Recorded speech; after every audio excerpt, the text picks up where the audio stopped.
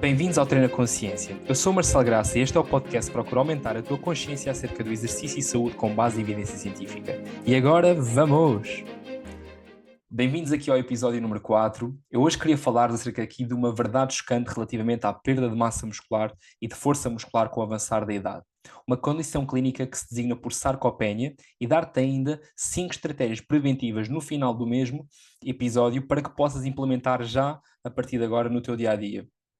Porque a sarcopenia não é só uma condição clínica que vai ocorrer em fases mais tardias da nossa vida, mas começa logo a ocorrer a partir dos nossos 20 anos, daquilo que é a nossa segunda década de vida. Então, para falarmos sobre estes conceitos, importa começar por referir aquilo que é o conceito de health span e lifespan. Health span, basicamente, é o tempo de vida saudável que nós vamos conseguir viver. E lifespan é a esperança média de vida que nós basicamente temos ao dia de hoje. E atualmente, segundo o Instituto Nacional de Estatística, homens tendem a viver 79 anos em Portugal e as mulheres conseguem chegar aqui aos 84 anos, sendo que a esperança média de vida atualmente está na ordem dos 81 anos. Então, será esta a questão mais importante? Qual é que é a nossa esperança média de vida? Então, se calhar mais importante do que esta questão relativamente ao tempo de vida, passa por sabermos qual é que é a qualidade do tempo que nós vamos ter. Ou seja, quanto tempo de vida saudável, de forma autónoma e independente, sem necessitarmos de terceiros, é que nós iremos ter. Então, basicamente é importante nós adotarmos estratégias preventivas para que consigamos potenciar e aumentar este período de vida saudável. E essas estratégias preventivas muitas das vezes passam por questões relacionadas ao nosso comportamento. E é isso que eu vou passar-te, neste caso, como 5 estratégias no final deste mesmo podcast. Espera e vais ouvir até ao fim e no final então vou dar mesmo essas 5 estratégias preventivas. Para falarmos basicamente neste tempo de vida saudável, é importante falarmos na nossa função física. E a nossa função física está correlacionada com aquilo que também é a nossa saúde musculoesquelética. E é importante falarmos sobre a função do músculo e a sua composição. Então, o músculo que nós, neste caso, estamos habituados a ver visualmente é constituído no seu interior por um conjunto de fascículos. Fascículos esses contêm um conjunto de fibras musculares e dentro de cada uma dessas fibras existem centenas a milhares de miofibrilhas. Ou seja, são proteínas, neste caso, que estão na sua composição, as ditas proteínas contráteis, mais nomeadamente os miofilamentos de actina e os miofilamentos de miosina, que são responsáveis por estabelecer entre si um conjunto de pontes cruzadas que vão ditar aquilo que é a contração muscular. E então nós sabemos que se grande parte, basicamente, do músculo é constituído por proteína, então possivelmente esta também poderá ser uma das estratégias preventivas que vou dizer-te mais posteriormente. Então nós sabemos que 70% do músculo é constituído por água e que 30% do mesmo é constituído por proteína. Basicamente, essa proteína sobre a forma de actina, de miosina, de troponina e tropomiosina. Então reparem no seguinte, se nós por si só percebemos que grande parte do músculo é proteína, então nós sabemos que através daquilo que é a nossa dieta, do consumo desses tais aminoácidos, nós vamos conseguir sintetizar a novo tecido muscular, certo? Então, reparem no seguinte, esta, como referi anteriormente, irá estar com certeza absoluta, nessas mesmas estratégias preventivas.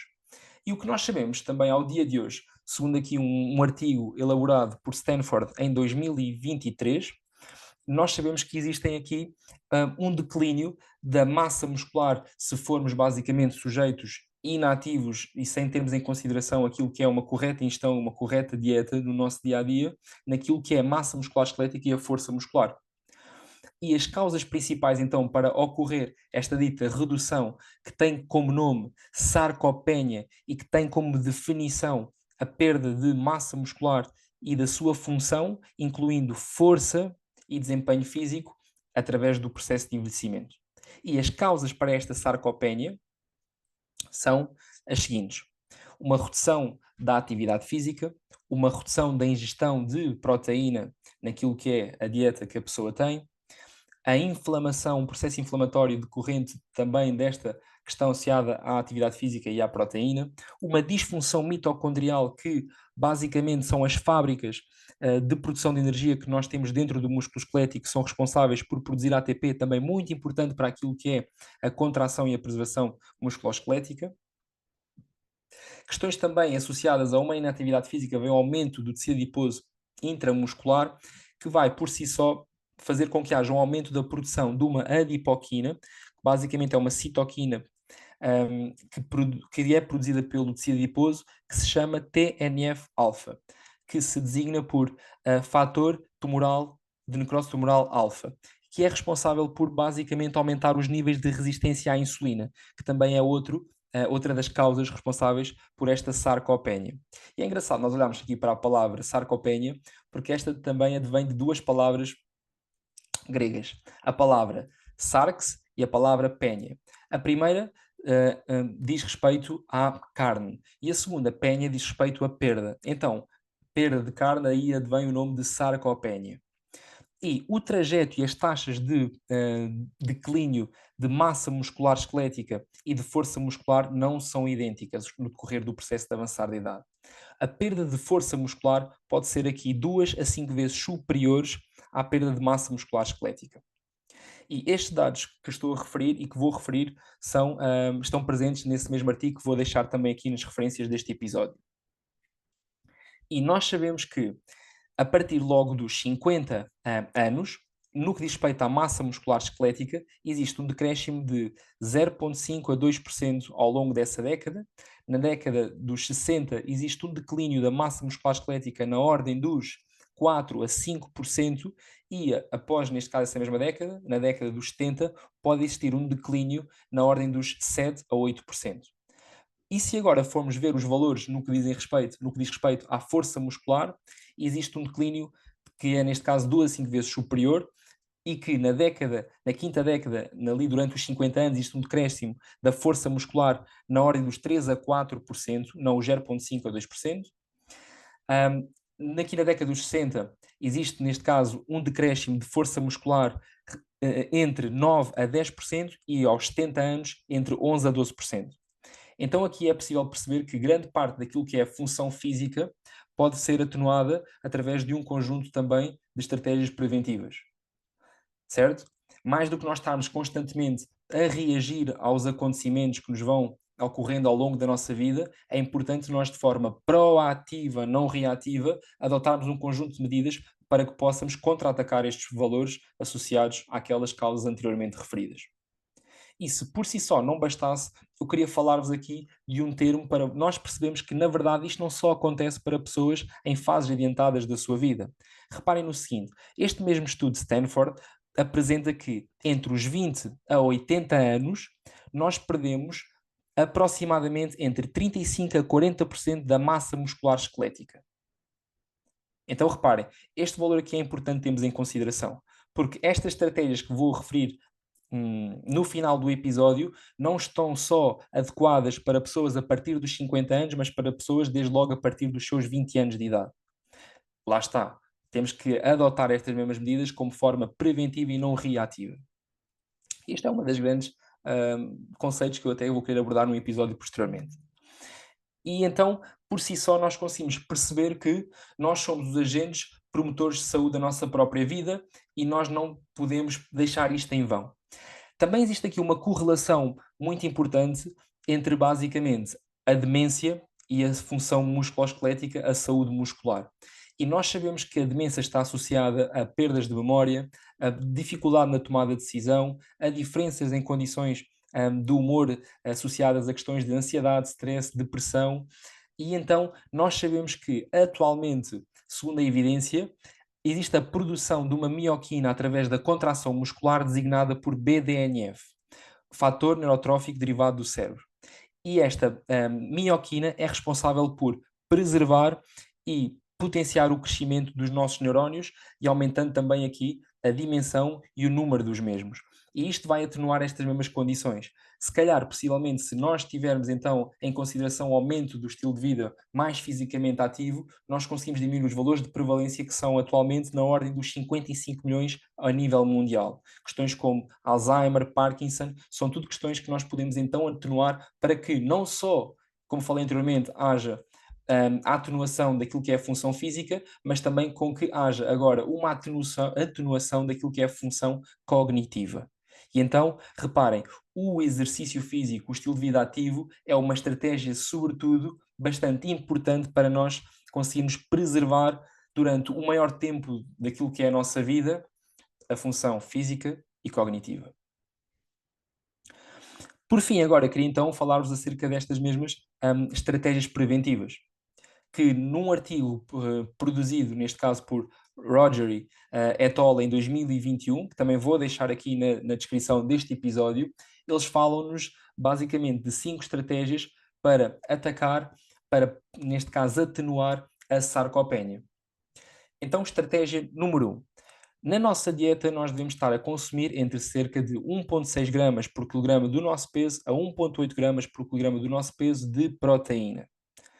E dar, sobretudo, ênfase a proteínas de origem daquilo que é a nossa dieta, não apenas a proteínas associadas àquilo que é suplementação. E se tivermos que optar por suplementação, que sejam, por exemplo, como a proteína whey, de rápida absorção e digestão. A estratégia número 2. Devemos ter 3 refeições diárias que tenham quantidades de proteína superiores a 0,6 gramas por quilograma do nosso peso. Basta basicamente multiplicar 0,6 vezes o teu peso corporal e ficas com a quantidade em gramas de proteína que deves ingerir nessas 3 refeições. Falamos, por exemplo, de um pequeno almoço, de um almoço e de um jantar. Na estratégia número 1, basta também multiplicar 1,6 a 1,8 pelo teu peso corporal e ficas também com a quantidade em gramas. Estratégia número 3.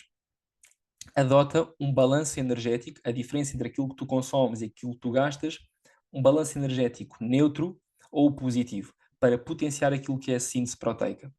Dietas que estejam controladas e planeadas para ter um déficit calórico, para pessoas que querem atenuar a perda de massa muscular, vai ser então basicamente difícil manter esse ambiente anabólico para a síntese proteica e para a manutenção da massa muscular esquelética.